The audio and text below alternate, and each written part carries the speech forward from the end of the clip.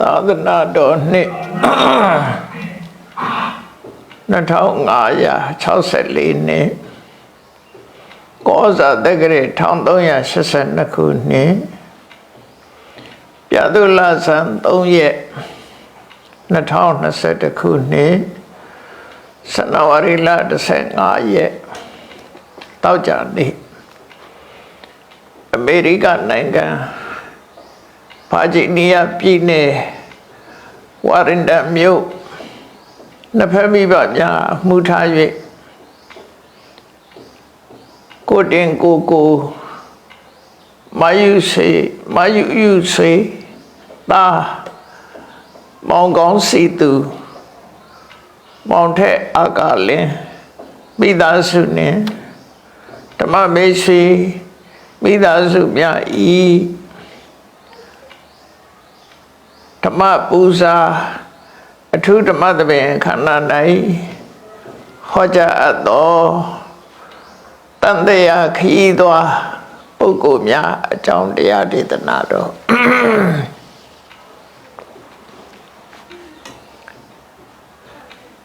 မြတ်စွာဘုရားကတန်တရားခရီးထဲမှာတွားရောက်နေကြတဲ့ပုဂ္ဂိုလ်တွေနဲ့ပတ်သက်ပြီးတော့ရှုမြင်သုံးသပ်ပြီးကြည့်တဲ့အခါမှာပုဂ္ဂိုလ်၄မျိုးခွဲခြားပြီးတော့ဟောထားတာရှိတယ်အဲ့ဒီပုဂ္ဂိုလ်၄မျိုးကိုဒီကနေ့မှတ်သားနိုင်ယူကြည့်ကြရအောင်တန်တရားခရီးသွားနေကြတယ်ဆိုတဲ့အထက်မှာဘဝမှာပုံမှန်ခရီးသွားနေကြတဲ့ပုဂ္ဂိုလ်တွေလိုပဲခရီးသွားနေတဲ့ပုဂ္ဂိုလ်တွေဟာကိုယ့်ရဲ့ရွေ့ချက်စိတ်ဆန္ဒအသီးသီးနဲ့ခရီးမျိုးစုံကိုသွားနေကြတာဖြစ်တယ်ဥပမာမဲ့မြေကြောင်ခရီးဆိုတော့ရှေးကြောင်ခရီးတစ်ခုကိုသွားတယ်ဆိုရင်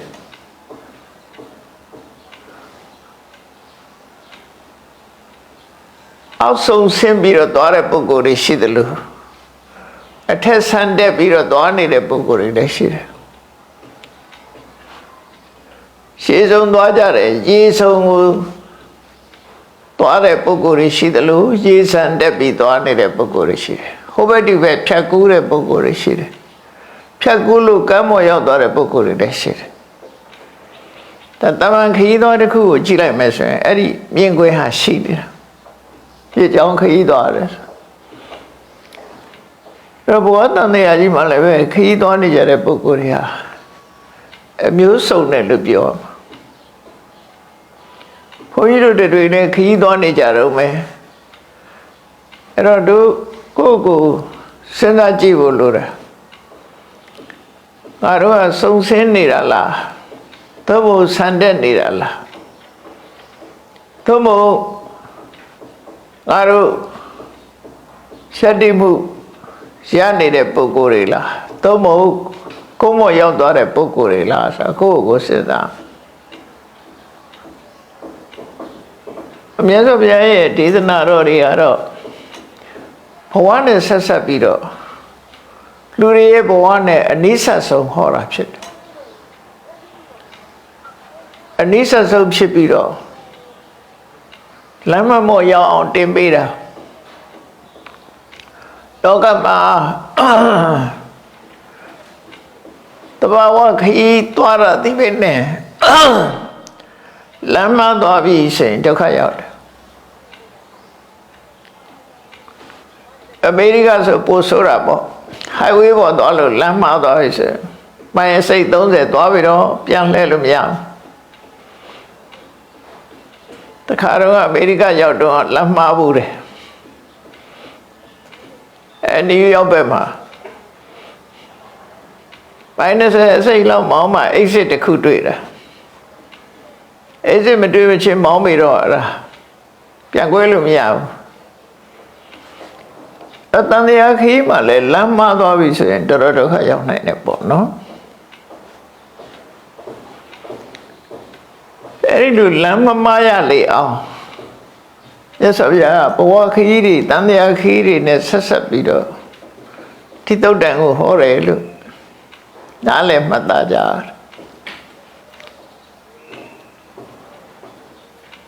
မြတ်စွာဘုရားတရားဟောတဲ့အခါမှာအကြောင်း၄မျိုးရှိတယ်အခြေခံအကြောင်း၄မျိုးရှိတယ်တခါတခါတရားနာသူတွေရဲ့စိတ်ဆန္ဒနဲ့ကိုင်းညီအောင်ဟောတာကိုင်းညီတဲ့တရားကိုဟောတယ်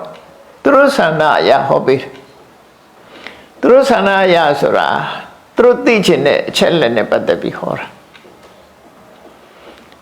အဲ့ဒါကိုအတ္တိစတရားလို့ခေါ်တယ်အတ္တအပရိစ္ဆတရားလို့ခေါ်တယ်နော်နားထောင်တဲ့ပုဂ္ဂိုလ်ရဲ့ဆန္ဒလိုလားချက်အတိုင်းဟောတယ်နောက်တစ်ခါမြတ်စွာဘုရားမိမိရဲ့စိတ်ဆန္ဒအရာတော်ရီနားလဲဖို့ဟောတာကျတော့အတ္တိစတရားလို့ခေါ်တယ်ကိုယ်ဆန္ဒအရာဟောတာအတ္တိစတရားပရိစ္ဆတရားမြတ်စွာဘုရားရဲ့ဆန္ဒနဲ့ဟောတာရှိတယ်တရားနာပရိသတ်ရဲ့ဆန္ဒနဲ့ဟောတာရှိတယ်နောက်တစ်ခုကတော့ပု္ပ္ပာဝတိကမိဂုံးအလိုက်မိဂုံးကိုဖြေဆိုတဲ့အနေနဲ့ဟောတာရှိတယ်မိဂုံးမေးလို့ရှင်းပြီးတော့ဖြေဆိုတဲ့ဟာအဲ့ဒါကြတော့ပု္ပ္ပာဝတိကမိဂုံးရဲ့အနေထားအရဟောတာနောက်တစ်ခုကတော့ဖြစ်ပေါ်လာတဲ့အကြောင်းအရာတစ်ခုကိုဥတည်ပြီးတော့ဟောတာကိစ္စတစ်ခုအခြေအနေတစ်ခုဖြစ်ပေါ်နေတာကိုအကြောင်းပြုပြီးဟောတာအဲ့ဒါမျိုးကိုအထုပ္ပတ္တိကလို့ခေါ်တယ်ဖြစ်ပေါ်နေတဲ့အကြောင်းအရာတစ်ခုကိုအကြောင်းပြုပြီးဟောတာအဲ့မြတ်စွာဘုရားဟောတဲ့တရားတော်တွေဟာဒီလိုမျိုးတွေမှာပေါ့ဝင်တစ်ခုခုပဲ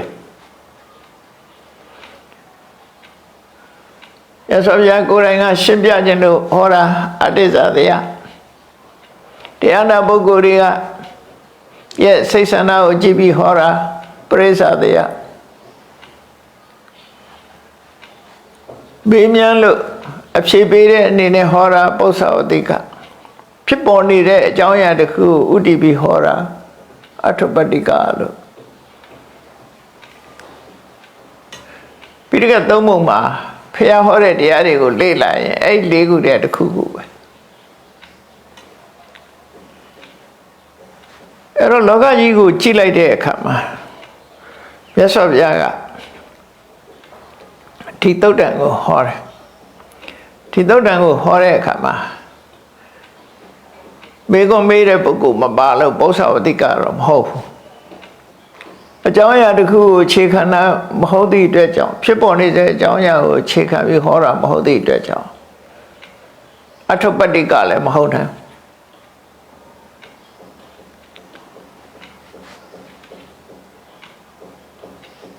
အဲ့တော့တရားနာတဲ့ပုဂ္ဂိုလ်ရဲ့ဆန္ဒဆိုတာတစ်ခုဖြစ်နိုင်တယ်နောက်တစ်ခုကတော့မြတ်စွာဘုရားကိုယ်တိုင်ကတန်တရားခရီးသွားပုဂ္ဂိုလ်ရဲ့အကြောင်းကိုရှင်းပြခြင်းလို့ခေါ်တယ်အဲ့တော့အတ္တိစတရားနဲ့ပရိစ္ဆတရားနှစ်မျိုးတည်းတစ်ခုဖြစ်မယ်ပေါ့နော်ဖြစ်မယ်လို့ဆိုတယ်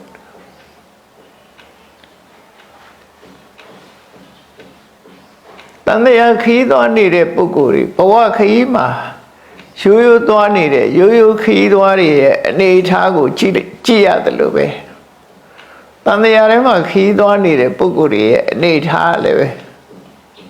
ပုံစံမျိုးမျိုးနဲ့တွေ့နေရတယ်ပေါ့အဲ့ဒီပုံစံမျိုးမျိုးနဲ့တွေ့နေရတာကို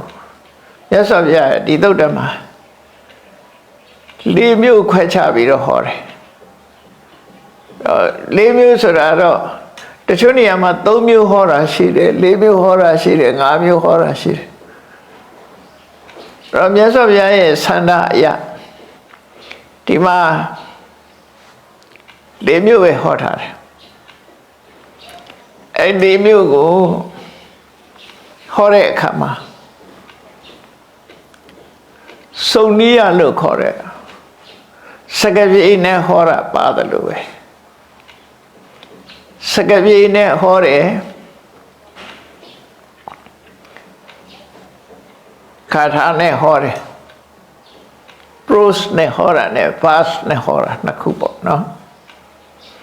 စကားပြေနဲ့ဟောတယ်ကြပြားနဲ့ဟောတယ်နှစ်ပုဒ်နှစ်မျိုးခွဲခြားပြီးတော့ဟောတာအဲ့နှစ်မျိုးဟာအဓိပ္ပာယ်ကတော့တူတူပဲသို့တော့စကားလုံးပူတာလေးတွေရှိသည့်အတွက်ကြောင့်စကားပြေနဲ့ဟောတာလဲနားထောင်ကြည့်ဖို့လိုတယ် verse နဲ့ကြပြားနဲ့ဟောတာကိုလည်းနားထောင်ကြည့်ဖို့လိုတယ်မြတ်စွာဘုရားရဲ့ပိဋကတ်သုံးပုံထင်ရှားရှိနေသည့်အတွက်ကြောင့်ဘုရားရဲ့ပိဋကတ်ကိုရှင်းပြီးတော့ဟောပြောတာဘုန်းကြီးတော့ဘုရားရဲ့ပိဋကတ်အတိုင်းပဲဟောကြရနာကြရအောင်နာပြီးမှတ်သားထားပြီးတဲ့အခါကျတော့ကိုယ့်ကိုစဉ်းစားဆုံးဖြတ်မှုကဒါဆက်လုပ်ရမယ်အလုပ်တစ်ခုပဲပထမနားထောင်ရမယ်နားထောင်ပြီးရင်မှတ်သားထားရမယ်မှတ်သားထားပြီးတော့စဉ်းစားရမယ်ဆင်ခြင်သုံးသပ်ရမယ်ပြီးတဲ့အခါကျတော့မှကိုယ့်ရဲ့နဲ့ဆုံးဖြတ်ပြီးတော့လက်တွေ့ကျင့်သုံးမှုလုပ်အောင်ကျင့်သုံးဆိုတာပါလဲဆိုရှောင်တဲ့နာရှောင်တာနဲ့လှုပ်တဲ့နာလှုပ်တာပဲဖြစ်တယ်အဲ့ဒီအဆင့်ထိအောင်သွားရမယ်ဘုရားဘာသာမှာအဲ့ဒီအဆင့်ထိအောင်သွားမြတ်စွာဘုရားဟောတယ်မြတ်စာပေထဲမှာပါသလားလို့ဆိုပါတယ်အဲ့ဒါပရမတရားနာတယ်တဲ့သုတ္တနာလိုက်တယ်နာပြီးရင်ဒါတာမတ္တထားမယ်နောက်တစ်ခုကဝဆတပရိစိတာမေ့မတော့ရှင်းတော့ကတော့စာအုပ်ပြန်ကြည့်လို့မရလို့ပါဇက်ကရှုပ်ဖတ်နေရမယ်ဆိုးနေရမယ်ဒီစကလုံးလေးတွေမေ့မတော့အောင်လို့ဒါတော့ဘယ်ပညာသင်လူတွေကချက်ပတ်ရတယ်ဆိုတာရှိတာပါပဲမရှိဘူးလို့မရှိဘူးเนาะခုခေတ်ကတော့မကြက်နဲ့ဒါပြောတယ်ချက်တင်တာတော့ကြက်ရမှာပဲနှုတ်ထဲရနေမှာအသုံးဝင်တာ哦အချိန်ပြေးဆောင်ထဲသွားရှာနေလို့ရတာမှမဟုတ်တာเนาะအဲ့တော့ဒါနှုတ်တဲ့ဆောင်ထားမယ်ဝဆသပရိစိတာနှုတ်ထဲမှာတက်နေအောင်လုပ်ထားအင်္ဂလိပ်စာတို့ဘာလို့တခြားဘာသာစကားတွေသင်နေဆိုရင်ပါဇက်ထဲမရောက်လို့ရှိရင်စာအုပ်ကြည့်ပြောနေလို့ဖြစ်တာမှမဟုတ်တာပါဇက်ထဲရောက်အောင်လုပ်ရမှာပဲလေတော့မြတ်စွာဘုရားတရားလဲပါဇက်ထဲရောက်နေအောင်လုပ်ရမှာပဲဒါအဲ့ဒါကိုဝဆသပရိစိတာလို့ပြောတာရိုးရိုးလေးပါပဲအမှန်တော့ဘုရားကုံတော်ဆိုဣတိပိသောဘဂဝါရဟံသမ္မာသမ္ဗုဒ္ဓပါဇက်ထဲရောက်နေအောင်လုပ်ထားတာပြီးတော့မှမနတနုပိခိတာစိတ်နဲ့အဓိပ္ပာယ်ကိုစူးစိုက်ဆင်ញင်သုံးသပ်တာအဓိပ္ပာယ်ကိုစဉ်းစားတာပြီးတော့မှဒိဋ္ဌိယသူပတိဝိဒါအသိဉာဏ်နဲ့ပိုင်းခြားသိတာလို့အဲ့ဒီအဆင့်နေသွားမှာသိပြီးတော့မှဘာလုပ်အောင်လဲဓမ္မနုဓမ္မပฏิပန္နာမဖို့နိဗ္ဗာန်ကိုရနိုင်တဲ့တရားလမ်းကြောင်းအတိုင်းဆက်လက်ပြီးတော့သွားရမယ်လို့သူတို့ဆိုလို့အဲ့ဒါဘုရားရဲ့ညွှန်ကြားချက်စာပေလေးလာနေပဲအဲ့ဒီထီအောင်မသွားလို့ရှင်တော့ဖာတဲ့ဥပမာတူတော့ဆိုကိုယ်မှာစားစရာတွေရှိတယ်တခါမှစားမကြည့်ဘူးဆိုရင်အရသာမသိရတယ်လို့ပဲနေမှာပြီးတော့လည်းအလှထဲတာတခါမှမစားဘူးဆိုလို့ရှိရင်အဲ့ဒီအစားအစာရဲ့အရသာကိုသူသိရမဟုတ်ထို့တူရဲ့တရားတော့နာတယ်ထိုက်တဲ့တော့လည်းမှတ်ထားတယ်ဒိဗ္ဗေလည်းသိတယ်မလုပ်ဘူးဆိုရင်ပြီးတော့လည်းအလှပြထားတဲ့ပစ္စည်းလိုပဲဖြစ်မယ်စဉ်းစားပြီးတော့လက်တွေ့ကျင့်သုံးမှုဟာအရေးကြီးတယ်ပေါ့ကျင့်သုံးတယ်ဆိုတာခုနလို့ပြောမြတ်စွာဘုရားဟောတဲ့တရားကိုအနှစ်ချုပ်လိုက်လို့ရှိရင် မလုပ်ရမှာနဲ့လုပ်ရမှာဒီနှစ်ခုပဲရှိတယ်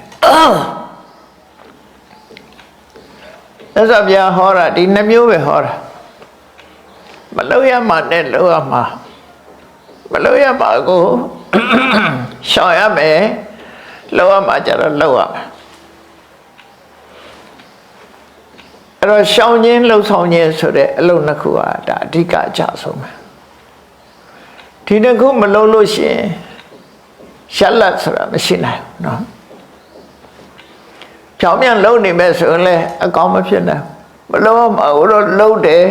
လုပ်မှာမလုပ်ဘူးဆိုလို့ရှိရင်ရှက်လက်ကောင်းမထွက်တော့မလုပ်ရမှာကိုရှောင်ပြီးတော့လုပ်ရမှာကိုလုပ်ရမယ်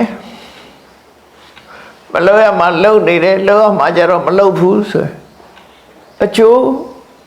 ဆုံးရှုံးခြင်းဟာတူတူပဲဖြစ်တယ်လောကမှာလူတွေကတူတဲ့တူပြောကြတဲ့အခါမှာ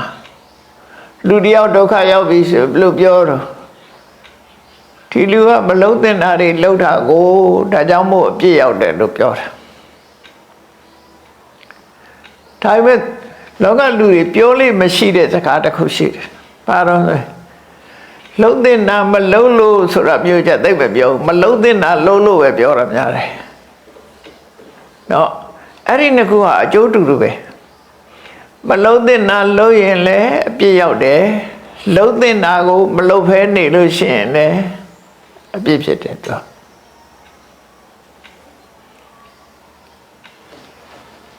စာပေကျမ်းကမှာတော့အဲ့ဒါလေးကိုရေးထားတာရှိတယ်ပါဠိစာပေမှာအကတ္တပကရဏံဝိယကတ္တပကရဏံပိဒောသောယေဝတဲ့သူပြောတဲ့စကားလုံးကအကတ္တပဆိုမလုံးသင့်တာကိုကရဏလှုပ်တာဟာမလုံးသင့်တာကိုလှုပ်တာလို့ပဲတဲ့ကတ္တပကရဏံပိကတ္တပအကရဏံပိလှုပ်သင့်တာမလှုပ်တာဟာလည်းပဲဒောသောယေဝအပြစ်ပဲ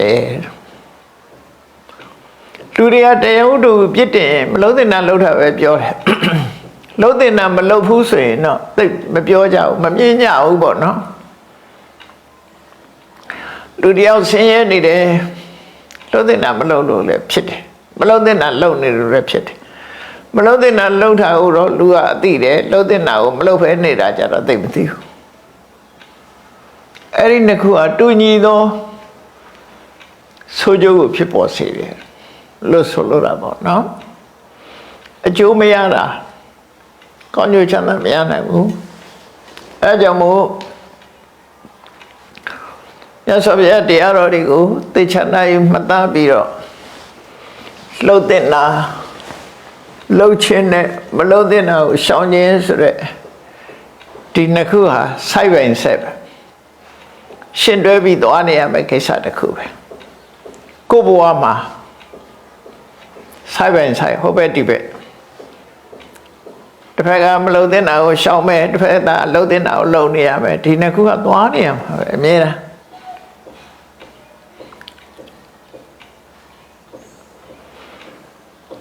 အဲ့တော့ဒီသုတ်တံမှာမြတ်စွာဘုရားပုဂ္ဂိုလ်လေးမျိုးခွဲဟောထားတယ်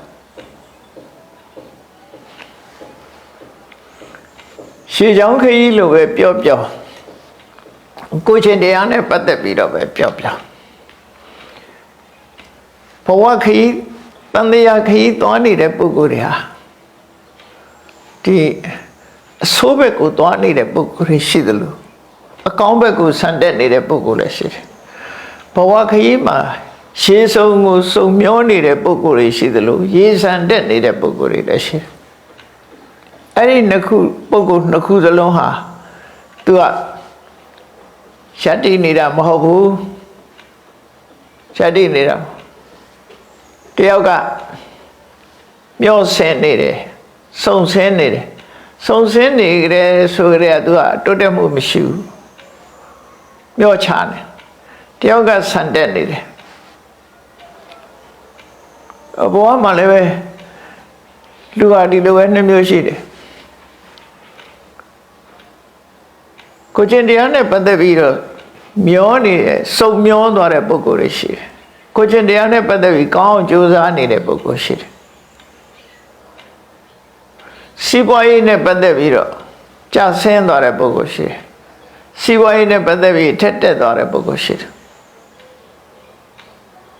တန်မြာကိမှလည်းဒီတိုင်းပဲဆုပ်ယုပ်သွားတဲ့ပုဂ္ဂိုလ်ရှိတယ်တိုးတက်လာတဲ့ပုဂ္ဂိုလ်ရှိတယ်ဒါအတဲ့အကျကိုကြည့်ပြီးတော့ဆုံးဖြတ်တဲ့ပထမပုဂ္ဂိုလ်နှုတ်ပဲနောက်ပုဂ္ဂိုလ်တူကြတော့ဆန်းတဲ့ခြင်းစုံမျောခြင်းဆန်းတဲ့ခြင်းဒီလိုရွေးရှားနေတဲ့သဘောမရှိတော့ဘဲနဲ့ရှက်တည်သွားတဲ့ပုဂ္ဂိုလ်ရှိတယ်တည်ငြိမ်သွားတဲ့ပုဂ္ဂိုလ်ရှိတယ်သူကဆန်းတဲ့တာလည်းမဟုတ်တော့ဘူးမျောချနေတာလည်းမဟုတ်ဘူးဆုပ်ယုပ်နေတာလည်းမဟုတ်ဘူးကြီးပွားသွားတာလည်းမဟုတ်ပဲနဲ့ရပ်တန့်သွားတဲ့ပုဂ္ဂိုလ်မျိုး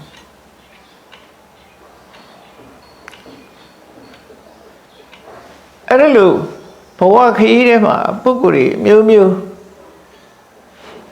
စဉ်းစားလို့ရတယ်ပေါ့နော်ဒီနေ့မှာတော့မြတ်စွာဘုရားရဲ့ရှိရွက်ချက်ကရှင်းပါတယ်ခွန်ကြီးတို့တွေကိုယ့်အကိုစဉ်းစားကြည့်နိုင်အောင်လို့မြတ်စွာဘုရားကအနုသောတာဂါမိဆိုတဲ့ပထမပုဂ္ဂိုလ်ကိုရှင်းပြတယ်အနုသောတာဆိုတာသောတာဆိုတာရေစီးကိုပြောတာအောက်ကိုစုံဆင်းနေတဲ့ရေစီးကိုအနုသောတာလို့ခေါ်တယ်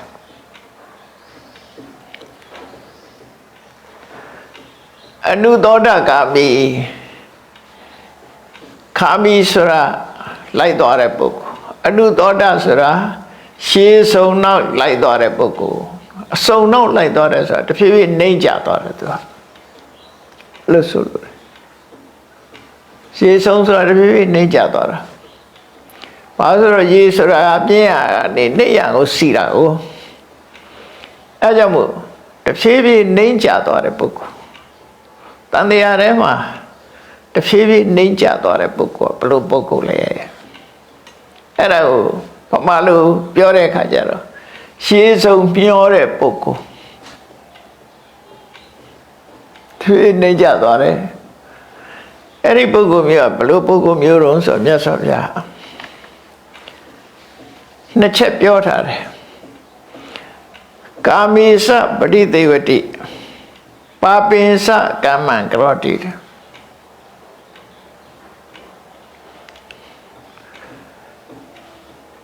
ပျော်ပျော်လေးနေတယ်အကုသိုလ်လည်းလုပ်တယ်ကာမဆိုတာတချို့နားလဲနေတာတမျိုးဖြစ်နေတယ်ကာမရဲ့အဓိပ္ပာယ်ပါတော့ဆိုလူချင်းစရာအာယုန်တွေနဲ့ပြောနေတာကိုကာမလို့ခေါ်တယ်ဥပမာမဲ့မျက်စိနဲ့ပြောစရာအာယုန်ကိုရှာပြီးတော့ပြောနေတယ်မျက်စိကမြင်ရတဲ့အဆင်းအချို့သောအဆင်းအာယုန်တွေဟာပြောစရာကောင်းတယ် sensual pleasure လို့ခေါ်တာပေါ့နော်စိတ်ဝင်စားစရာကောင်းတယ်ခုခေတ်ဆိုပိုများတော့မျက်စိနဲ့မြင်ရတဲ့တည်းပဲဒီတွေ့တာစရာမမောစရာလိုချင်စရာတွေအများကြီးရှိတယ်မျက်စိတွေမှာနှစ်သက်စရာလိုချင်စရာလူတိုင်းကသဘောကျတဲ့အရာတွေအတန်ထဲမှာလည်းပဲနှစ်သက်စရာမျက်နှိုးစရာလိုချင်စရာအတန်တွေအနတ်ထဲမှာလည်းပဲနှစ်သက်စရာလိုချင်စရာမျက်နှိုးစရာအနတ်တွေအရာသာထဲမှာဆိုတော့ပိုးစုံတော့ပေါ့ခုခေတ်မှာကွီစိန်မျိုးစုံနဲ့ကိုအိမ်ချက်တာနဲ့ဘယ်သူမှမချစ်တတ်ဘူးကောင်းပြီဆွဲဆိုင်ရွေးရှာရှာရဲ့အရာသာထဲကောင်းတဲ့ကောင်းအောင်လုပ်နေကြရာသတနာရှာပေါ်မှာအရာသာခံလို့ကောင်းတဲ့အရာတွေနဲ့ပျော်မွေ့နေတာနောက်ဖုဒ္ဓဘာယုံအထီးတွေ့တွေနဲ့ပတ်သက်ပြီးတော့အမျိုးစုံခံစားတယ်အဲ့ဒါကိုကာမလို့ခေါ်တာနော် sensual pleasure အစင်အတန်အနံ့အရသာအထီးတွေ့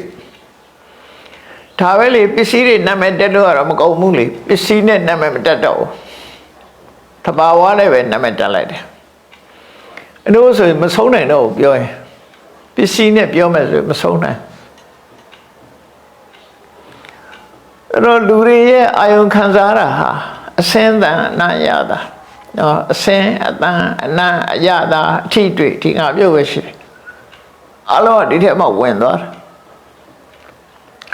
အဲ့ဒါတွေနဲ့ကျင့်납ပြီးအဲ့ဒါတွေကိုရှာပြီးအဲ့ဒါတွေကိုခံစားနေတယ်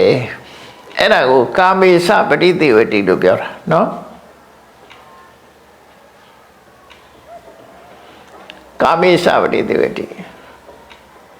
ကိုဒါရှင်းလေးပဲ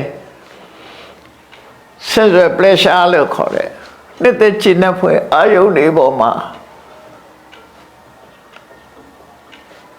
တွေ့တာနေတယ်မမောနေတယ်စိတ်ဝင်စားနေတယ်အဲ့ဒါကာမေစပဋိသေဝတိပဲအဲ့ဒီခံစားဖို့အတွက်လူတွေဟာဘာလို့ကြလဲခံစားရနေမှာကပပင်းစကရောတိကမ္မပပင်းစကမ္မကရောတိတဲ့အောက်တန်းကြတဲ့အလုပ်တွေလည်းလုပ်တယ်အောက်တန်းကြတယ်ဆိုမမြင့်မြတ်တဲ့သူတော်စင်တွေမလုပ်တဲ့အလုပ်မျိုးတွေအောက်တန်းကြတဲ့အလုပ်လို့ခေါ်တယ်ကောင်းမှုအကုသိုလ်တွေလည်းလုပ်တယ်အဲ့ဒီပုဂ္ဂိုလ်မျိုးတွေကိုအနုသောတကမိရှေးဆုံးပဲလိုက်နေတဲ့ပုဂ္ဂိုလ်တွေစုံဆင်းနေတဲ့ပုဂ္ဂိုလ်တွေလို့ပြောတာဒါကိုကြည့်ရမှာငါစုံဆင်းနေတာလားငါမျောလိုက်နေတာလားဆိုတော့ဒီနှစ်ချက်နဲ့ပဲတိုင်းတာနော်ပြောစရာအာယုန်နေနဲ့ပြောနေသလားမဟုတ်တာတွေလုံနေသလားအကုသိုလ်လုပ်တွေကိုလုပ်နေသလားဒီနှစ်ခုဆိုလို့ရှိရင်တော့ကိုယ်ကစုံစင်းနေတဲ့ပုဂ္ဂိုလ်ပဲတနေ့ပြီးတနေ့အောက်ရောက်သွားတာပဲသူကထီလမ်းကြောင်းလိုက်ရင်တနေ့ပြီးတနေ့အောက်ပဲရောက်သွားမှာပေါ်ပြန်တက်မှာမဟုတ်ရှေးဆုံးမျောနေတယ်လို့သူတို့ဆိုလို့တယ်ဒါက majority တာမန်ပုထုဇဉ်ပုဂ္ဂိုလ်တွေအများစုဒီတိုင်းပဲများတယ်ဒီတိုင်းပဲများလောကကြီးမှာလိုက်ကြည့်ဒီတိုင်းပဲများဘုန်းကြီးတို့ဂျာမနီ2006ခုနှစ်ကလာမသိဘူးဂျာမနီရောက်တော့အဲ့ဒီမှာဘာနဲ့တော့ဆုံလို့ဆိုလက်ပါရိဆွဲပွဲကြီးနဲ့တော့ဆုံတာချစ်တဲ့ပွဲကြီးတစ်ခုပေါ့နော်ချစ်သူတို့ရဲ့ချစ်တဲ့ပွဲလားမသိပါဘူးလက်ပါရိလို့ခေါ်တယ်သူတို့ဥရောပလူတွေတော်များများအဲ့ဒီကိုလာကြတယ်ဘာလင်မြို့မှာဆုံကြတာနဲတာမဟုတ်ဘူးတော့ဘုန်းကြီးကတော့ဘယ်လိုလုပ်သိလဲလို့ဆိုတော့အဲ့ချိန်မှာအပြီးတော့သင်္นานပို့ချတာဘာလင်မြို့မှာအဲ့ဂျာမန်ဘုန်းကြီးတွေသူစိတ်တဒုက္ခစိတ်တဘုန်းကြီးကနေပြီးတော့ဆရာတော်ကိုပြမယ်တဲ့လာပါအောင်နဲ့ဆိုပြီးတော့ဗီဒီယိုဖွင့်ပြတာဓာတ်ပရိတ်ပါလူတွေလာကြပုံကခုန်နေကြပုံကိုအဲ့ဒါပြောပြလို့အပလီမျိုးကြီးမှာအကြီးကျယ်လုပ်တဲ့ပွဲပဲ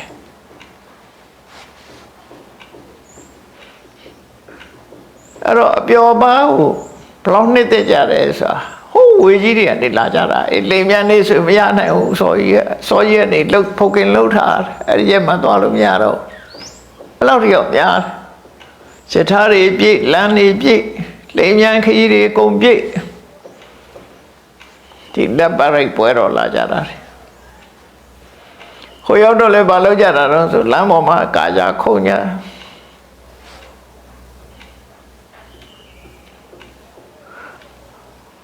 အဲ့တော့အခုမြတ်စွာဘုရားဟောတာအဲ့ဒါခြုံပြောလိုက်တာပဲကာမေစပဋိသေဝတိပြောစရာတွေနဲ့လည်းပြောတယ်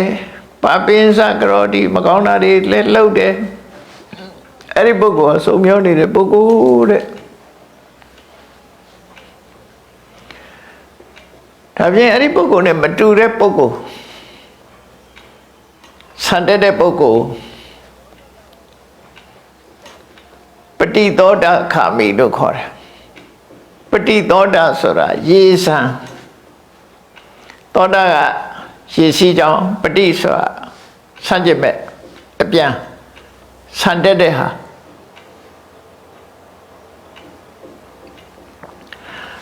ကံပြီးရေဆံဘက်ကိုသွားတဲ့ပုဂ္ဂိုလ်တဲ့တာမန်လူတွေလုံနေတဲ့အများစုလုံနေတဲ့အလုပ်တွေကိုသူကတော့မလုပ်ဘူးကာမေသနာပฏิသေဝတိတဲ့အဲ့ဒီပျော်ပါးတွေနဲ့မလိုက်စားဘူးသူပျော်ပါးတွေရှောင်းတယ်ပါပိသနာကရောတိမကောင်းတဲ့အကုသိုလ်တွေကိုလည်းသူမလုပ်ဘူးမဟုတ်တာတွေလည်းမလုပ်ဘူးဘာလို့တုံးဆိုသဟာပိဒုက္ခေနသဟာပိဒေါမနတေနအတုမူခောရူပဓမ္မာရောပရိပုံဏပရိသုဒ္ဓံဇမစရိယစရတိဆိုမြတ်စွာဘုရားချမှတ်ပေးထားတဲ့မဂ္ဂင်၈ပါးအကျင့်တရားကိုချိန်မိတ်ပြီးတော့ကြိုးစားပြီးတော့ကျင့်ကြံနေတယ်လို့သူတို့ဆိုလို့တယ်အဲ့ဒီမှာအခက်ခဲတွေဘလောက်ကြုံတာဘိဒုက္ခိနာဆင်းရဲဒုက္ခတွေဘလောက်ကြုံအောင်ဤနေတယ်စိတ်ဆင်းရဲတာတွေနဲ့ဘလောက်ကြုံအောင်ဤနေတယ်မြေကြလောက်အောင်ဒုက္ခရောက်ပြီမဲ့လို့အောင်ဤပြီးတော့တရားကိုကျင့်နေတဲ့ပုဂ္ဂိုလ်တဲ့အောင်ဤသိခံပြီးတရားကျင့်နေတဲ့ပုဂ္ဂိုလ်ကာမဂုဏ်အာယုန်တွေကိုမျက်နှာလွှဲတယ်အကုသိုလ်တွေကိုရှောင်တယ်ရှောင်ပြီးတဲ့အခါဘယ်ဖို့နေပါရဖို့ဆိုပြီးတော့အပူရင်းကျိုးပန်းအထုတ်နေတဲ့ပုဂ္ဂိုလ်လို့ဒီလိုပြောလို့တာနော်အခက်ခဲပေါင်းများစွာဘလောက်ပဲကြုံ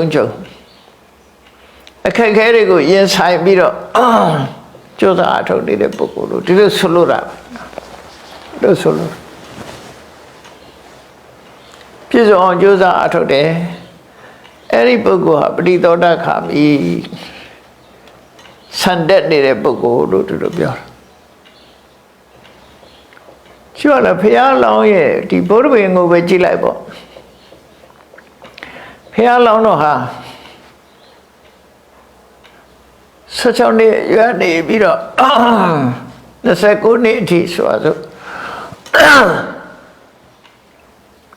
မင်းသားဘဝနဲ့အိမ်အောင်ပြုပြီးတော့လူတော်ကလူစည်းစိမ်ကိုခံစားနေတဲ့အချိန်ဟာဒါအနုသောတာပြောမယ်ဆိုရင်ကမ္ဘောအာယုန်နေနဲ့ပြောနေသည့်အတွက်ကြောင့်အနုသောတာကမိလို့ပြောတယ်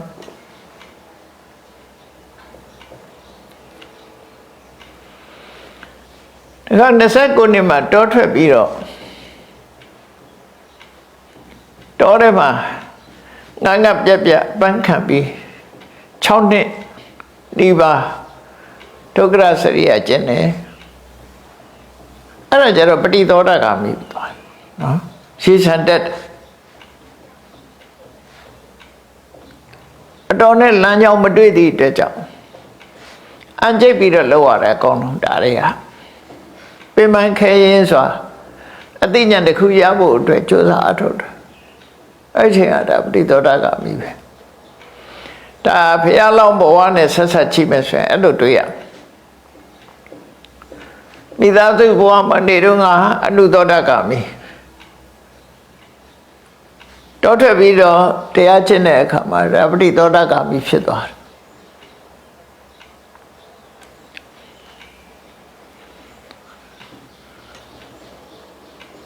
အဲ့တော့ဒီနှစ်ခုကအနုသောတဂါမိလို့ဆိုတာတာမန်ပုထုဇဉ်အများစု majority ဒါတွေကိုပြောတာလို့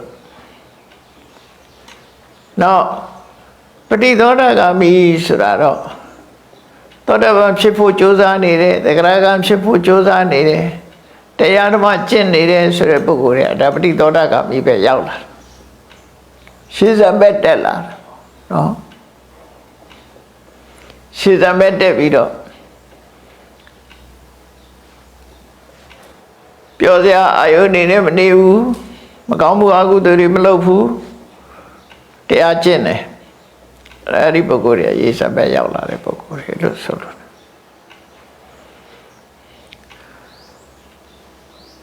နောက်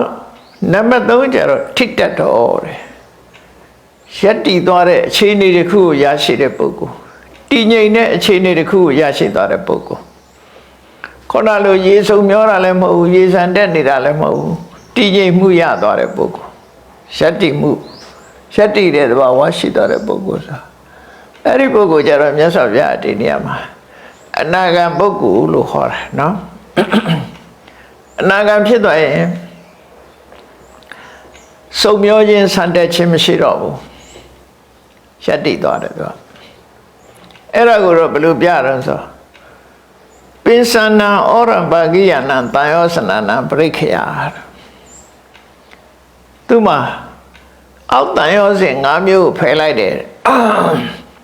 တန်ယောစဉ်က10ခုရှိတယ်10မျိုးရှိတယ်အဲ့10မျိုးဟာဥပမာနဲ့ပြောမှဆိုရင်တရားဝါရီမှာအောက်ပိုင်းခြေထောက်မှာခြိထားတဲ့ကြိုးက9ချောင်းခေါင်းပိုင်းမှာခြိထားတဲ့ကြိုးက9ချောင်းခေါင်းပေါ်ခြိထားတဲ့ခေါင်းပိုင်းမှာအထက်ပိုင်းမှာခြိထားတဲ့ကြိုးတွေကအထက်ဆွဲတင်တယ်အောက်ပိုင်းမှာခြိထားတဲ့ကြိုးတွေကအောက်ကိုဆွဲချတယ်အဲ့တော့သို့တော့အောက်ကိုဆွဲချတာတွေကပိုအားကောင်းမွန်ရနော်ပိုအားကောင်းတယ်အောက်ကျိုးမရှိမှသာအထက်ဆွဲတင်တာဖြစ်မှာတစ်ခုလုံးဆွဲရင်တော့ပြတ်ပါသွားလိမ့်မယ်အပေါ်လည်းဆွဲအောက်ကလည်းဆွဲဆိုတာတော့မဟုတ်ဒါဥပမာတစ်ခုအနေနဲ့သူကပြောတာပေါ့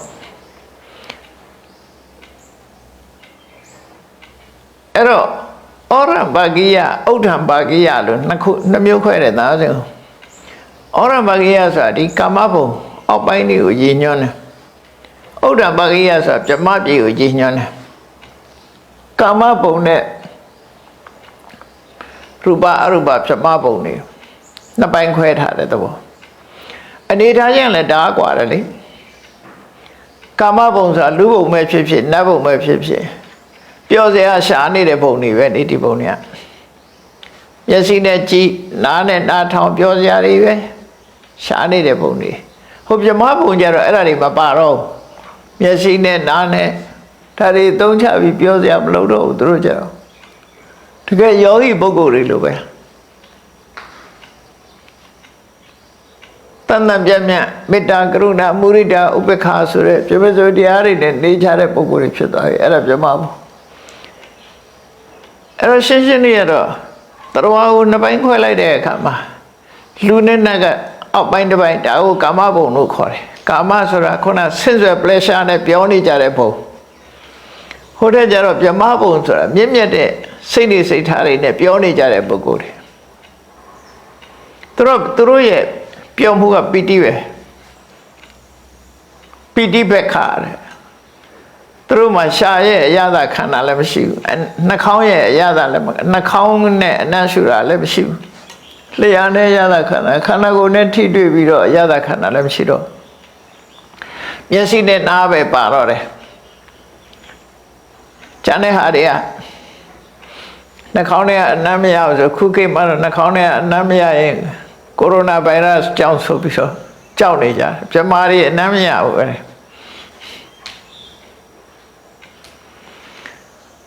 နှာခေါင်းနဲ့အနံ့မခံဘူးပြမာတွေကလျှာနဲ့ရတာမခံဘူးကိုယ်ကာယနဲ့ရတာမခံဘူးသူတို့မှာအရိပတာရတွေမပါဘူးအဲ့ဒါတွေကတက်တက်ဆင့်ဆွဲ pleasure နဲ့ပတ်သက်တာတွေသူတို့မှာမျက်စိဖျားဖူးဖို့နာတရားနာဖို့တရားတစ်ခုတော့ရှိ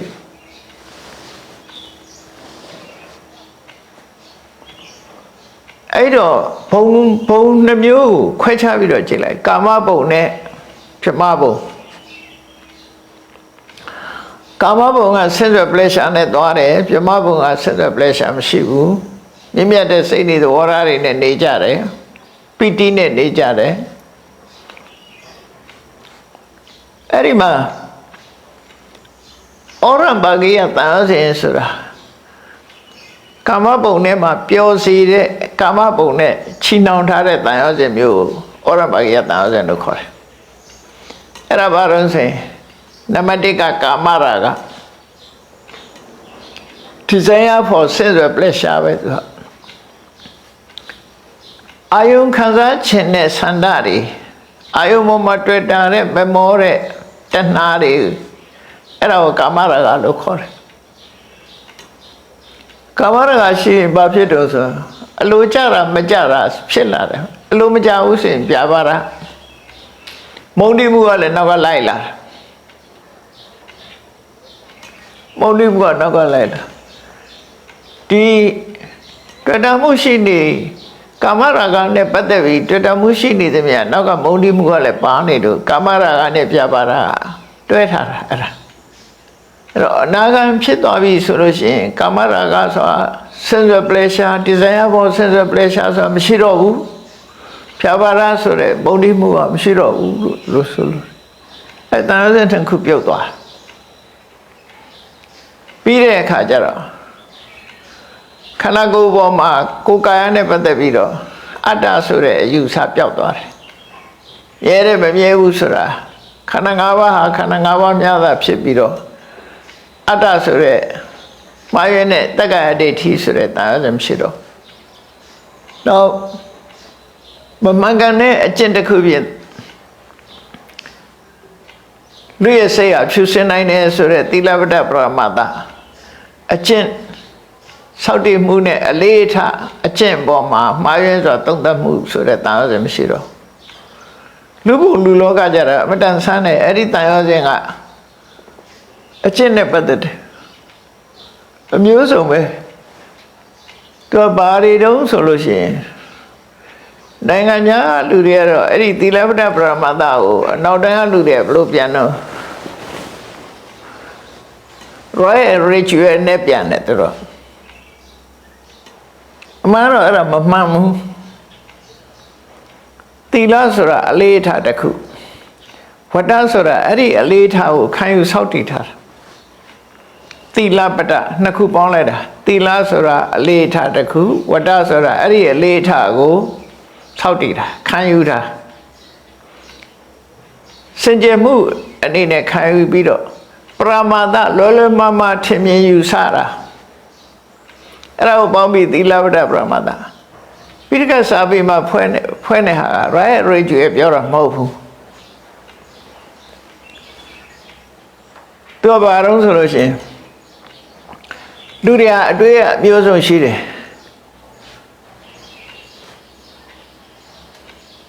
ခွေးလူနေခွေးလူကျင့်ခွေးလူကြံလို့ရှိရင်နောက်မှခွေးဖြစ်မဲ့အကုသိုလ်တွေမရှိတော့ဘူးအကုသိုလ်တွေကုန်နိုင်တယ်နွားလို့နေပဲနွားလို့ကျင့်ပြီးတော့နွားလို့နေလို့ရှိရင်အကုသိုလ်တွေကုန်သွားနိုင်တယ်လို့အဲ့လိုမှားရွေးစွာဒီအလေးထားတစ်ခုပေါ်မှာမှားရွေးစွာသုံးသပ်ပြီးယုံကြည်ပြီးစောင့်တည်ပြီးအဲ့တိုင်းလှုပ်တာကိုသီလဝတ္တပရမတ္တလို့ခေါ်တယ်သူအိန္ဒိယမှာတော်တော်ထူးထူးဆန်းဆန်းနေတာတွေရှိတယ်ခဏလေးရှိနေတာပဲလေတော့ဒီနေရာမှာဒီသီလပရမတ္တမှာဆိုတာကနိုင် practice ခွေးလို့ကျင့်တာဖိုးပိုင်း practice နွားလို့ကျင့်အဖျားလက်ထက်ကလေးကအဲ့ခွေးလို့ကျင့်တဲ့ပုဂ္ဂိုလ်ရှိတယ်နွားလို့ကျင့်တဲ့ပုဂ္ဂိုလ်ရှိတယ်သူတို့ကခွေးလို့ကျင့်နွားလို့ကျင့်မှအကုသိုလ်တွေကုန်တယ်လို့ယူဆပြီးတော့လုပ်တာဒါသူတို့ခံယူချက်ခဏခေတ်မှလည်းပဲအိန္ဒိယမှာအေးဘေးဆိုရရာသီမှာရေချိုးလို့ရှိရင်တနစ်တာလှုပ်ထားတဲ့အကုသိုလ်တွေအကုန်လုံးကုန်တယ်ဆိုပြီးအခုရေချိုးကြပြီဟိုမှာသိချီပြီးတော့လူတွေရေချိုးနေကြပြီချမ်းပါတယ်ဆိုမှအဲ့ဒါအလကားချိုးတာမဟုတ်ဘူးပျော်လာချိုးတာမဟုတ်ဘူးရှင်တွေကအကုသိုလ်တွေကိုဆေးကြတာအကုသိုလ်တွေကြောက်လို့ဆေးကြောကြတာကြောက်တာတော့ကောင်းပါဒါပေမဲ့ဒီလိုဆေးလို့ကပြောင်းမှာမဟုတ်ဘူးအဲ့လိုမှားရင်းတဲ့အကျင့်မျိုးတွေကိုရည်ညွှန်းတာသီလဝတ္တပရမတ္တဆိုတဲ့အဓိပ္ပာယ်နော်ဖျားလက်ထက်ကကိုလည်းအဲ့လိုကျင့်တဲ့ပုဂ္ဂိုလ်တွေရှိတယ်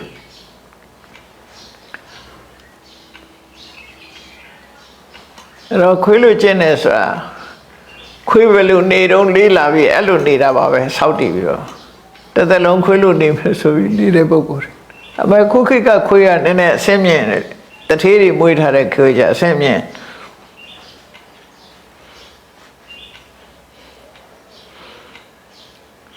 ဟောတမန်ခွေးလို့ခွေးလေးခွေးလင်းလို့ဖြစ်မှရအဲ့တော့ခွေးလို့ကျင့်တာမှားရင်းနဲ့အတွေးတော်တွေနဲ့မမှန်ကန်တဲ့အကျင့်တွေကိုကျင့်တာကိုရည်ညွှန်းတာပေါ့အဲ့တော့လေတန်ဟောစဉ်တစ်ခုပဲနောက်တစ်ခုကဝိသိကိစ္စရှင်တွေကတန်တရားနဲ့မဖြေရှင်းနိုင်တဲ့အတွေ့တွေနဲ့ရှေ့ဆက်မလုံးနိုင်တာရပ်တန့်သွားတာလုပ်ငန်းစဉ်တစ်ခုရပ်တန့်သွား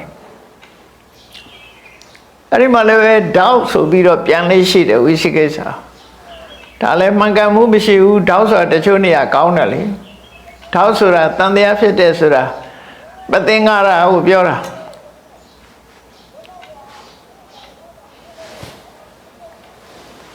အမှားတော့ဒီတောက်ဆိုတာကဒီဝိသိကိစ္စဆိုတာကဒီအကြောင်းအရာတစ်ခုကိုမှန်သလားမှားသလားလို့ဆင်ញင်သုံးသပ်ကြည့်လိုက်တဲ့အခါမှာအဖြေမထုတ်နိုင်လို့ခေါင်းရှုပ်သွားတဲ့ဟာမျိုးဆိုလို့မှန်တရားပဲဖြစ်အောင်တော့ဥပမာဖျားနဲ့ပတ်သက်ပြီးဒီအရာခသေးကိုသိတဲ့သဗ္ဗညုတညာရှိတဲ့ဖျားဆိုတော့ဟုတ်သလားစဉ်းစားရှိနိုင်သလားနဲ့စဉ်းစားအဖြေမထုတ်နိုင်ဘူးခေါင်းရှုပ်သွား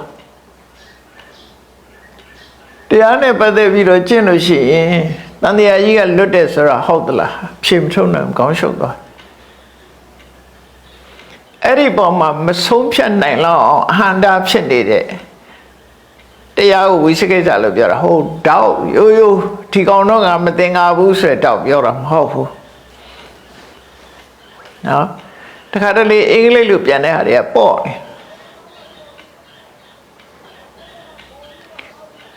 တယ်တခြားလေးနဲ့ကြည့်ပါဠိစကားရဲ့အဓိပ္ပာယ်ကဝိသိကိစ္စဆိုတာဝိသိနန္တတကိစ္စစဉ်းစားလိုက်ရင်ခေါင်းရှုပ်သွားပြီးတော့အဖြေမထုတ်နိုင်မဲ့အလုံးမဖြစ်တဲ့ဟာမျိုးဆိုလို့တယ်နော်ဖြေမထုတ်နိုင်လို့ခေါင်းရှုပ်ပြီးတော့ကိုလိုရမဲ့အလုပ်ပေါ်မှာရက်ဆိုင်သွားတာအဲ့ဒါဆိုးရုပ်သွားတယ်လေအဲ့ကြိုင်ဝါမတရားကျင့်ရမှမကျင့်တော့ဘူးရှေ့ဆက်လုံးရမဲ့အလုပ်တွေအကုန်ရက်ကုန်တယ်အဲ့တော့မျိုးဝိသိကိစ္စလို့ခေါ်တယ်နော်လမ်းစုံရောက်သွားတဲ့အခါဟိုလမ်းသွားမလားဒီလမ်းသွားမလားမကွဲသွဲပြတဲ့အခါလမ်းဝထိုင်းနေရောဟိုလည်းမရောက်ဒီလည်းမရောက်သွားအဲ့လိုရက်ဆိုင်သွားစိတ်လို့သူကအပြစ်ရှိတယ်လို့ပြောတာအမှန်တော့ဝိသိကိစ္စဖြစ်လာလို့ရှိရင်ဘာနဲ့လုပ်အောင်ဉာဏ်နဲ့လုပ်အောင်အသိဉာဏ်နဲ့တစ်ခုကိုဆုံးဖြတ်ရမယ်ဆုံးဖြတ်ပြီးလုပ်အောင်ရှေ့ဆက်သွားအောင်ကိုမဆုံးဖြတ်နိုင်လို့ရှိရင်ဆရာသမားနဲ့သွားသူတို့ဆိုလို့တယ်သူကအဲ့နာရီရက်သွားလို့ရှိရင်တော့သူကကောင်းကျိုးချမ်းသာရမှာမဟုတ်ဘူးအဲ့ဒါကိုလေတန်ရောစဉ်လို့ခေါ်တယ်ဝိသိကိစ္စတန်ရောစဉ်အဲ့တော့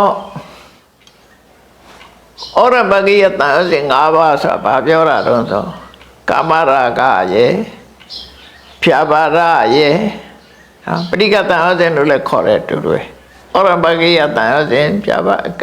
ကာမရာဂတန်ရောစဉ်ပဋိကတန်ရောစဉ်နောက်ပြီးတော့တက္ကာယဒိဋ္ဌိသီလပတ္တပရမတ္တ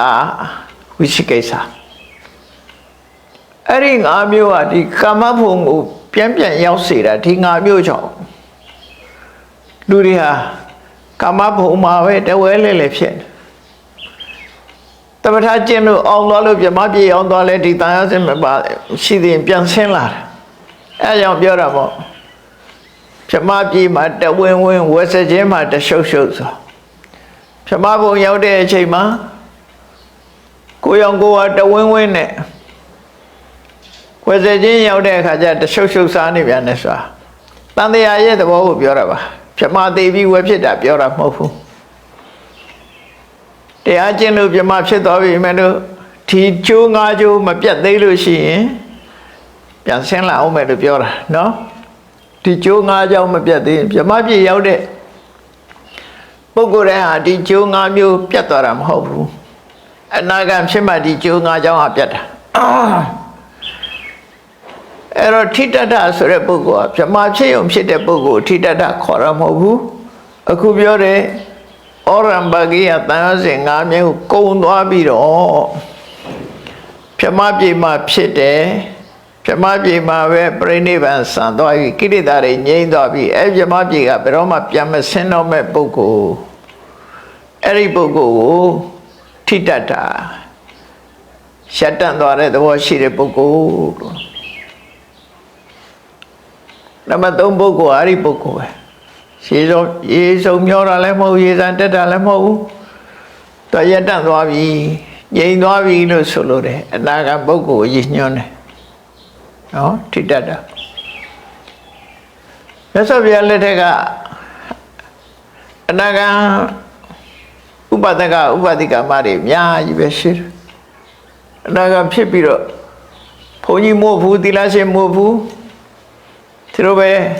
ဖရာသောအကြောင်းနဲ့တရားနာပြီးနေကြတဲ့ပုဂ္ဂိုလ်တွေအများကြီးရှိတယ်အဲ့လိုနေကြတယ်အဲ့ဒီပုဂ္ဂိုလ်တွေကထိတ္တတ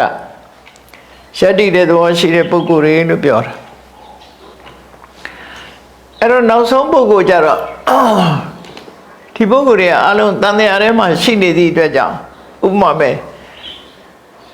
ရှေးရေထဲမှာရှိနေတုံးပဲလို့ဒီလိုပြောရမယ်ဒီပုဂ္ဂိုလ်တွေကရေစုံဆင်းတဲ့ပုဂ္ဂိုလ်ရေစံတက်တဲ့ပုဂ္ဂိုလ်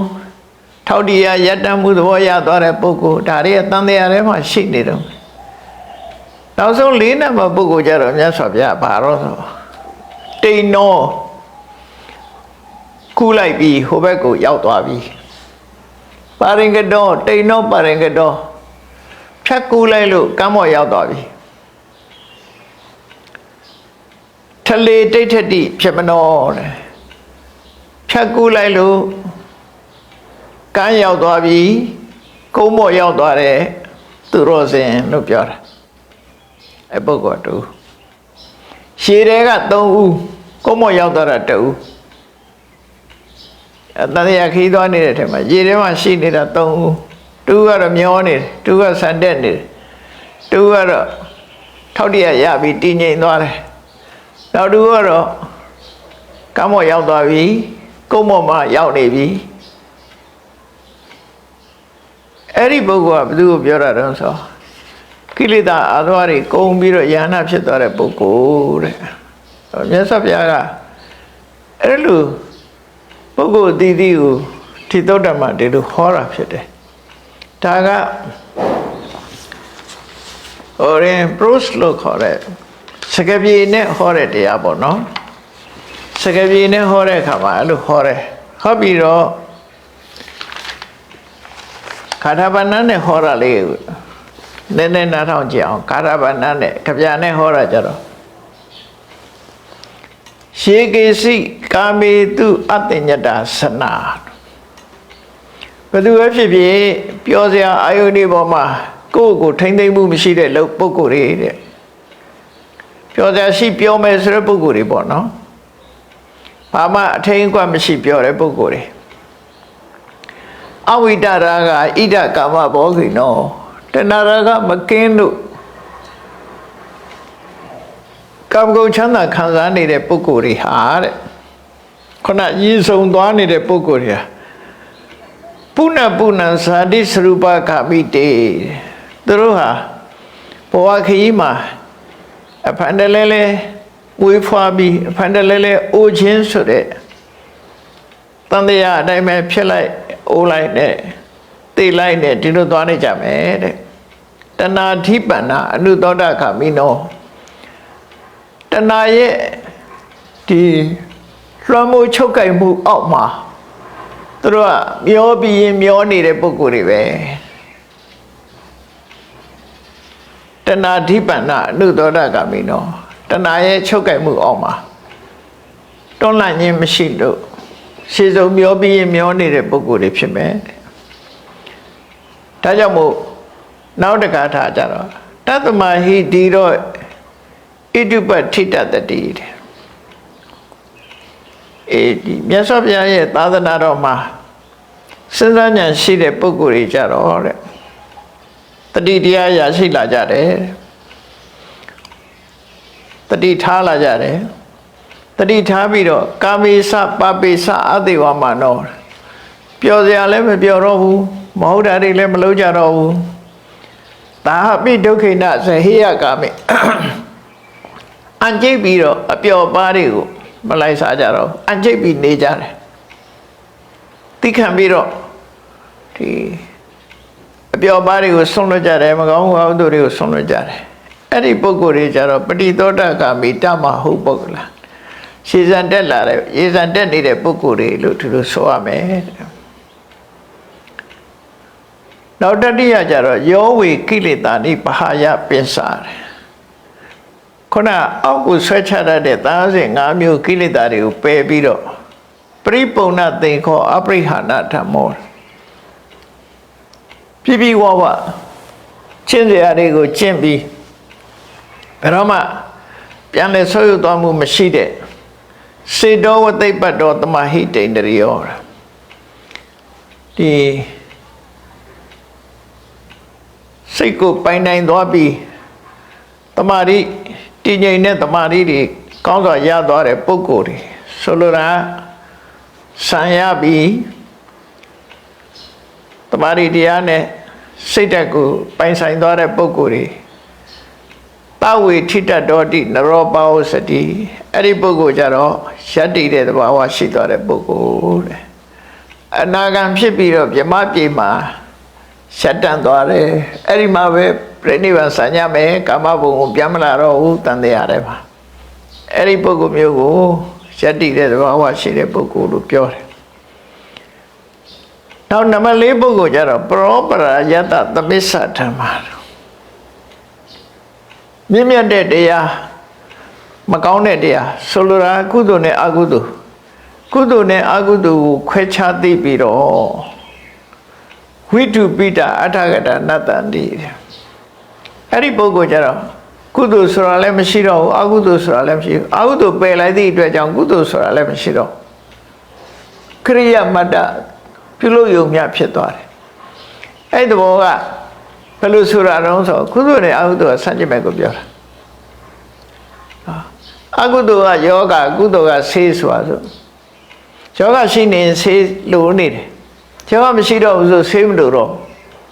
အဲ့ဒီဘောမျိုးပဲကုသိုလ်ကအကုသိုလ်ဖဲတာအဲ့တော့အကုသိုလ်ရှိနေသေးလို့ရှိရင်ကုသိုလ်ကရှိနေရမှာအဲ့တော့ပြောတာကုသလနဲ့အကုသလအဖြူနဲ့အမဲလို့ပဲနိုင်ငံတနိုင်ငံမှာ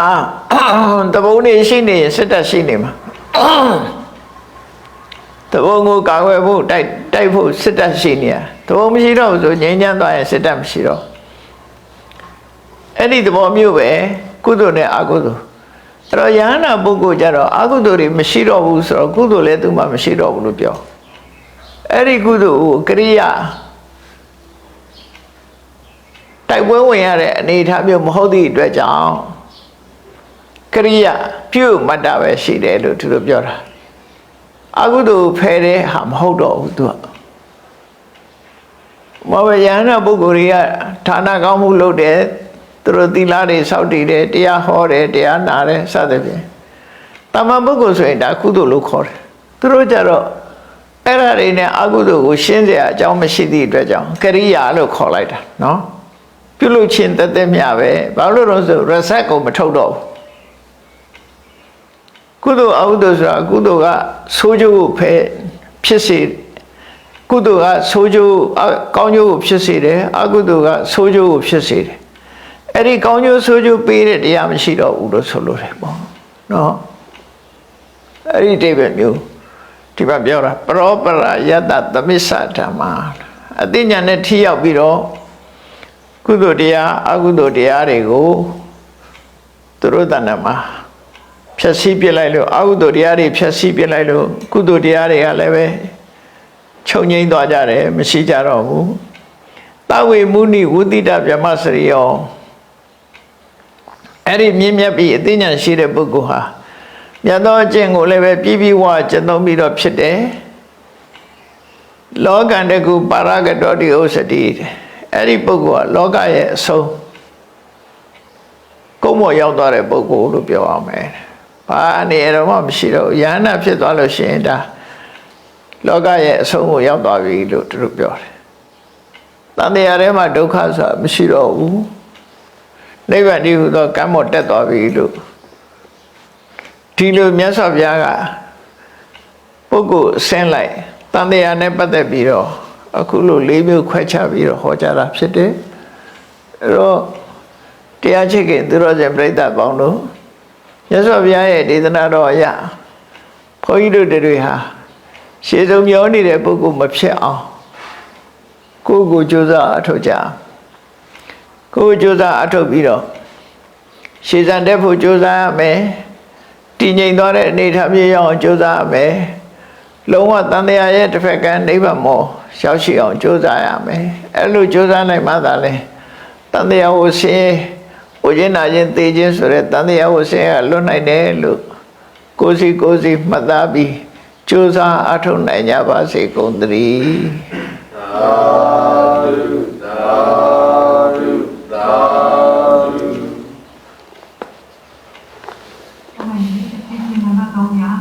ဓမ္မဘူတာအလူတော်မူရာဆက်သွယ်လူတိုင်းခြင်းသိစဉ်ဖြစ်ပါရဲ့ဗျာယေရှုတော်ရှင်ဘာမခါကြောင့်ညတော်ဘုရားကြီးဗျာညတရားတော်ကိုပူဇော်သောအားဖြင့်ဓမ္မဘူတာအလူတော်ဆိုပြီးဘုရားတတိတော်ဖတ်ကြားလျှောက်ထားခွင့်ပြုတော်မူပါဗျာဓမ္မဒါနတရားအလူပေးလူသားကြီးကုသိုလ်ရှင်များဖြစ်ကြသောအမေရိကန်နိုင်ငံဗာဂျီးနီးယားပြည်နယ်ဝိုင်တန်မြို့နယ်တစ်ဖက်သောဘုရားမိဘများကိုကြီးစိုးအမှုထား၍ကိုတင်ကိုမယူယူစေတာမောင်ကောင်းစီသူမောင်ချအာကာလိမိသားစုမှာအမေရိကန်ဒေါ်လာ2000လူတန်းပါပြီဗျာတနင်္လာရီတိုင်းဒေသကြီးပြည်မြို့မှာကိုဟိုလူမဆတ်ဆိုင်မိသားစုမှာမြန်မာငွေ9သိန်းကျပ်လူတန်းပါပြီဗျာစင်ကာပူနိုင်ငံနဲ့ကိုဝင်းကိုမတ်ရိုလန်ဒါမိသားစုမှာ3သိန်းကျပ်လူတန်းပါပြီဗျာရန်ကုန်မြို့နယ်ကိုမြအောင်ကိုအားကြီးစု၍လက်ယူရဝေမိသားစုတို့မှာအလူတော်ကိုတသိန်းကျပ်လူတန်းပါပြီဗျာရန်ကုန်မြို့နယ်တော်အေးသာလက်ယူခိုင်မိသားစုတို့မှာလူတော်ကိုတသိန်းခွဲကျပ်လူတန်းပါပြီဗျာတစ်ဖက်သောမိဘများအားကြီးစုအမှုထား၍မေရီလန်းပြည်နယ်ကိုချိုးဦးမဆန်းဆန်းပေါ်မိသားစုတို့မှာအမေရိကန်ဒေါ်လာ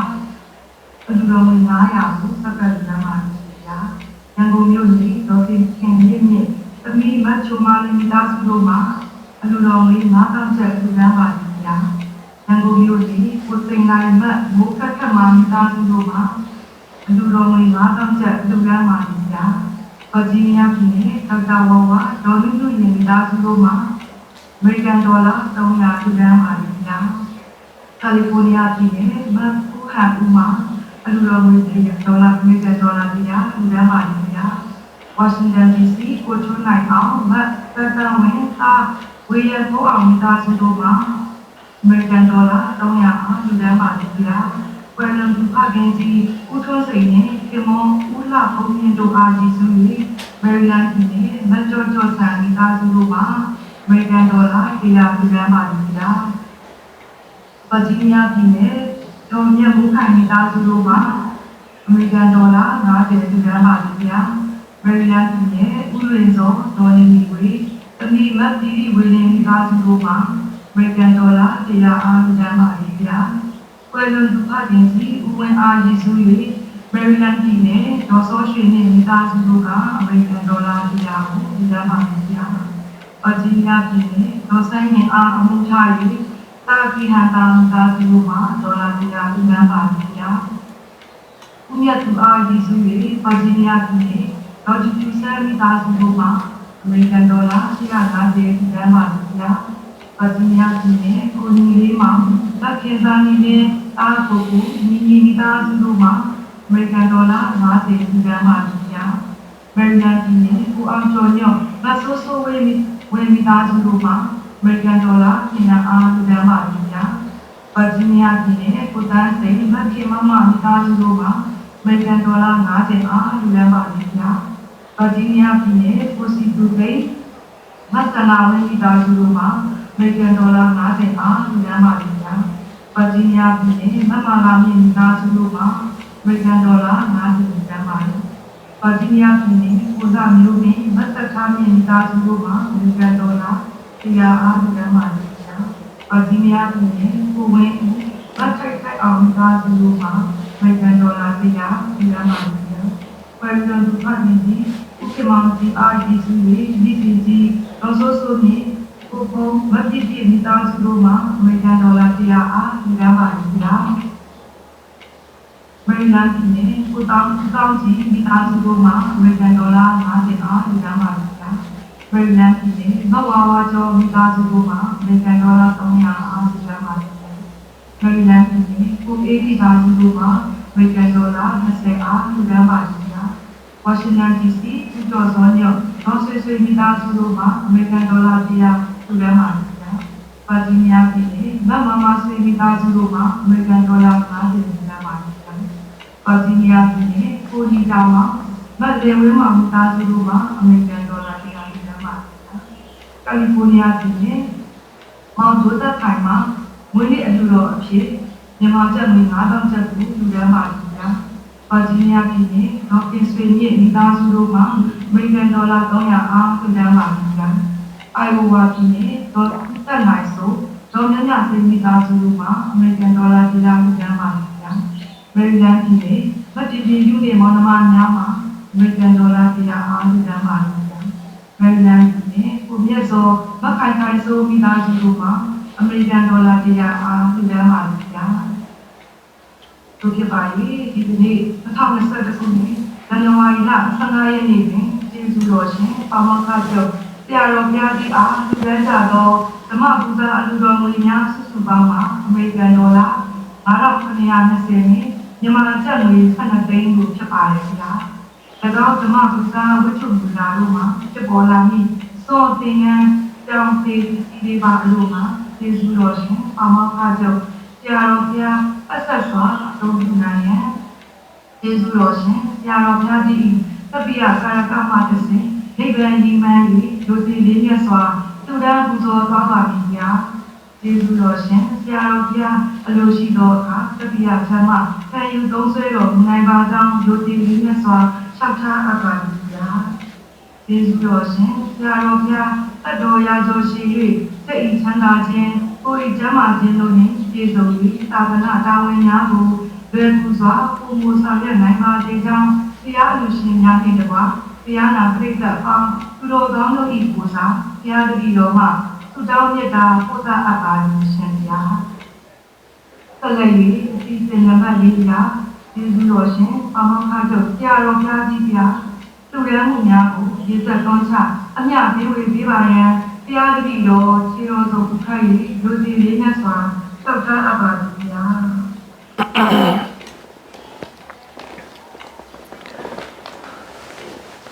အလုံးအာယုပြုပြီးထား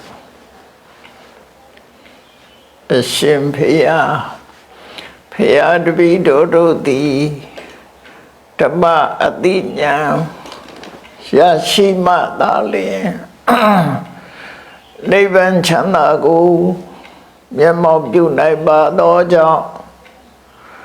ဓမ္မအတိညာရရှိစေရန်ရှိတန်ကြလျက်ဓမ္မသဖြင့်ဆင်ရင်ခြင်းပါပြုလုပ်ကြ၍အမတဒါနာဓမ္မဒါနာ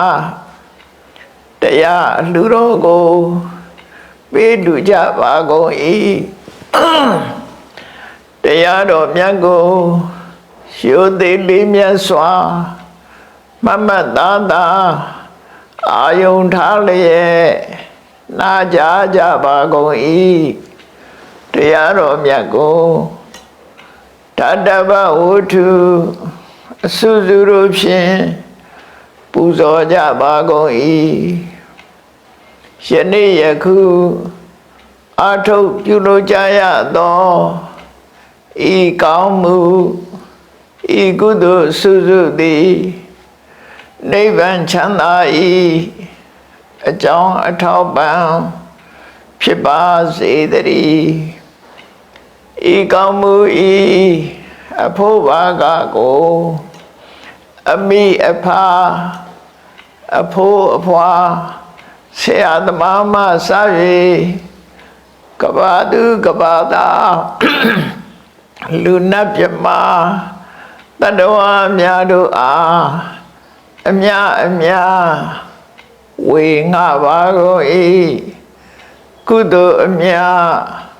ကိုယ်စီအားကြကုန်သည်ဖြစ်၍ကိုယ်စိတ်နှဖျားချမ်းသာကြသည်ဖြစ်ကြပါစေကုန်သတည်းကြာကြာအမြယူတော်မူကြပါတော်သာဓုသာဓုသာဓုအားလုံးကြာကြာအမြယူတော်မူကြပါတော်သာဓုသာဓုသာဓုအားလုံးကြာကြာအမြယူတော်မူကြပါတော်သာဓုသာဓုသာဓု အလိုက်ပြီးစီစဉ်နံပါတ်900ဘုရားသာသနာရှိရန်လေးတူသုံးချိန်ရွတ်ဆိုထူတာဒီလာကုန်သမာဓိကုန်သီလကုန်တို့နှင့်ပြည့်စုံတော်မူပါသောယေရှုတော်ရှင်ဘာမောခချုပ်ဆရာတော်ဘုရားကြီး၏အွန်လိုင်းအထူးသမသတင်းခန်းနာကိုအောင်မြင်စွာပြီးရောက်ကြပါစို့ဗျာ ဘုရားသာသနာစေရန်ဒိဋ္ဌတုဘုရားသာသနာစေရန်ဒိဋ္ဌတုဘုရားသာသနာစေရန်ဒ